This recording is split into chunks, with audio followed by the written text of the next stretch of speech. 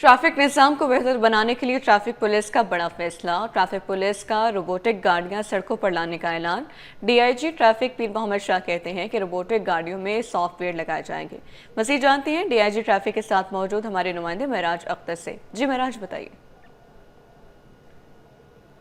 Karachi traffic police की जानिब से अब एक अहम फैसला सामने आया है कि पहले तो ज़ाहिर सी बात है ई चालानिंग सिस्टम शुरू हुआ, जिसको काफ़ी तनकीद का निशाना भी बनाया लोगों ने, लेकिन जो लोग समझदार थे उन्होंने इसको अप्रिशिएट किया। इस मामले को डीआईजी पीर मोहम्मद शाह जो है इस वक्त कराची ट्रैफिक के वो बहुत ज़्यादा एक्टिव हमें नज़र आते हैं। और अब रोबोट को लाने का मामला हो रहा है कि भाई एक रोबोट भी अब जो है वो सड़कों पर लोगों को अवेयरनेस भी देगा, उनके चालान भी कर सकेगा। तो उस हवाले से जानेंगे डीआईजी साहब से कि ये क्या प्लानिंग है और ये कब से इस पर जो है अमल दरामद शुरू होगा। शाह साहब, माशाल्लाह अच्छी जो है आपकी काविशें चल रही हैं ई चालान के हवाले से भी, तो उसमें कितना अच्छा रिस्पांस आया आपको थोड़ा सा वो बता दें, और ये रिपोर्ट वाला मामला क्या है ये तो हल करें।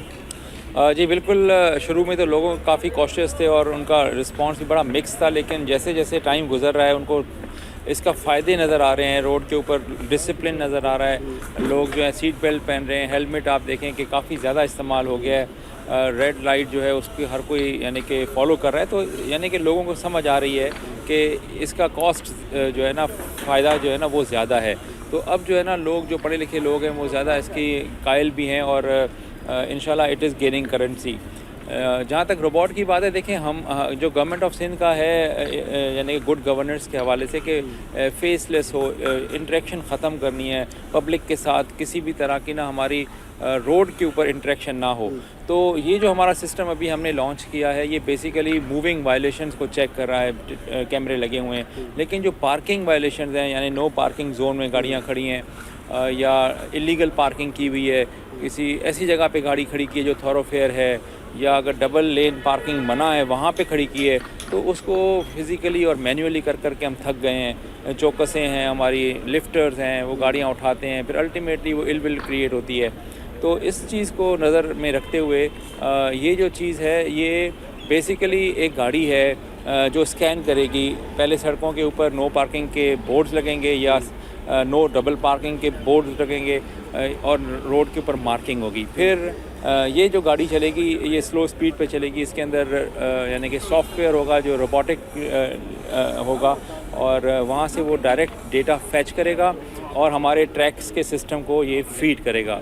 वहाँ से ये ऑटोमेटिकली जनरेट होंगे टिकट्स और उन गाड़ियों को जो कि इलीगल पार्किंग कर रही हैं, जैसे सदर हमारा है या और जो हमारे शॉपिंग सेंटर्स हैं उनके बाहर, जैसे आपको नज़र आते होंगे ये इम्तियाज़ स्टोर है, चेज़ अप है या मॉल्स हैं बड़े बड़े, तो वहाँ जो गाड़ियाँ खड़ी होती हैं तो उनके लिए हमने ये सोचा है कि हम इस गाड़ी के ज़रिए उनको टिकट्स इशू करेंगे ताकि रोड्स के ऊपर जो हमारे मेन शाहराएँ हैं वहाँ किसी किस्म की जो है ना नो पार्किंग या इलीगल पार्किंग किसी भी वक्त ना हो। मतलब उसमें रोबोट तो नहीं होगा ना, लोग तो अपने ही होंगे, लेकिन वो गाड़ी रोबोटिक होगी और उसमें सिस्टम्स होंगे। एग्जैक्ट, देखिए रोबोट क्या होता है, robot is something which does your work. यानी कि जैसे रोबोटिक सर्जरी होती है वो कोई बंदा नहीं होता रोबोट बना हुआ, वो एक छोटी सी चीज़ होती है जो कि लीवर्स कर रहे होते हैं। तो ये भी रोबोटिक ही है, यानी कि इसमें फेसलेस है, वो खुद ब खुद देखेगी गाड़ी को, उसको समझेगी, वो उसको फीड हुआ होगा कि ये गाड़ी गलत खड़ी है या सही खड़ी है।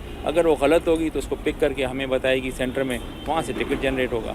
पीर मोहम्मद शाह साहब हमारे साथ मौजूद थे डीआईजी ट्रैफिक, उन्होंने तफसील से बताया कि रोबोटिक जो अभी काम शुरू होने वाला है चलाने का सिलसिला, उसमें एक गाड़ी होगी, उसके अंदर सारे सिस्टम सीड होंगे, वो स्कैन करके चेक कर लेगी कि कौन सी गाड़ी कहाँ वायलेशन कर रही है, तो उसी वक्त जो है वो उसको कंट्रोल पे इतला देगी और कंट्रोल से उसका चालान जो है वो जारी कर दिया जाएगा। जी।